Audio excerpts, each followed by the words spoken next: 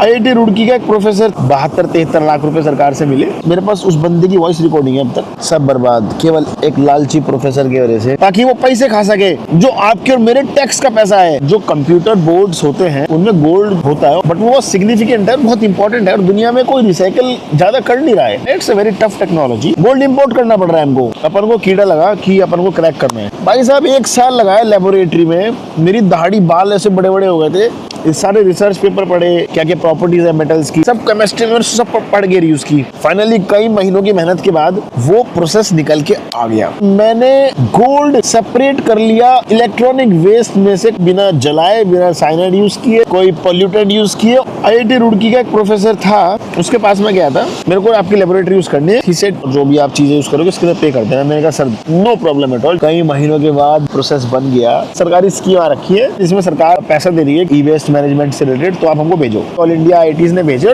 जिसमें सबसे बड़ी ग्रांट मेरे प्रोजेक्ट को मिली। 72-73 लाख रुपए सरकार से मिले कि यार मतलब और क्या चाहिए, लेकिन सरकारी पैसा आने में टाइम लगता है। मैंने कहा सर देखो खाली तो मैं बैठ नहीं सकता, मेरे पास अपने पैसे हैं थोड़े से, मैं स्टार्ट करता हूँ बनाना डेमोन्स्ट्रेशन प्लांट। मैं चूतिया बन गया वहाँ पे। हमारे एक वर्ड ऑफ माउथ डील हुई कि मैं अभी अपने पैसे लगा देता हूँ और बाद में जो पैसा आएगा हम एक्सचेंज कर लेंगे ताकि टाइम ना वेस्ट हो। मैंने लगभग 50-55 लाख रुपए लगाए थे अपने, और एक छोटा सा प्लांट लगाया था एक रेंट की जमीन लेके। मैंने खुद सब स्टडी किया, टैंक कैसे बनता है, क्या क्या डायमेंशन होने चाहिए, उसमें केमिकल पाइपिंग कैसे होती है, सब कुछ पढ़ा बैठ के, समझा और एक प्लांट बनाया। और मैंने टेस्ट किया, वो 100 किलो में टेस्ट सक्सेसफुल हो गया। एक इंडिया से रिप्रेजेंट करके हम ऐसी चीज बना ली, bio refining, bacteria organic chemistry का यूज करके मेटल्स को सिलेक्टिवली ई वेस्ट से बाहर निकालना at so cheap cost. Sir का देख के दिमाग घूम गया, अबे ये क्या बना दिया तुमने यार। मैं तो सोचा ऐसी कुछ कमरे में बैठ के छोटा मोटा कर रहे होंगे। बोले लेकिन मुझे पेटेंट में मेरा नाम चाहिए। मैंने कहा सर बट टेक्नोलॉजी में आप करोगे नहीं? बोले नहीं, मेरे को मेंशन चाहिए। एट द एंड मैंने कहा सर पेटेंट आपके नाम में नहीं कर सकता, इट्स माय वर्क। प्रोजेक्ट की माँ बहन मत करो यार। मैंने अपनी सारी सेविंग लगा दी इसमें। मेरे पास उस बंदे की वॉइस रिकॉर्डिंग है अब तक। उसने बोला I am cancelling the project, go home,